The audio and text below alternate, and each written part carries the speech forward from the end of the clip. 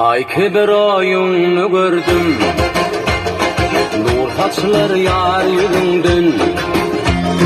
Bir mecnunum delirdin, Novay Cencel kadından.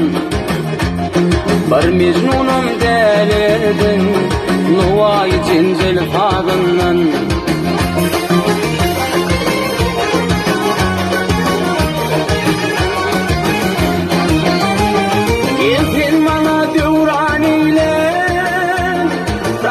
Könlüm veyran eyle.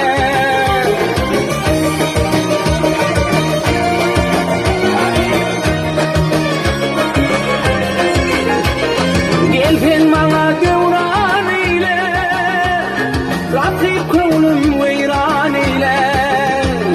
Menin bilen feyran eyle, no bakır tanlık yadından.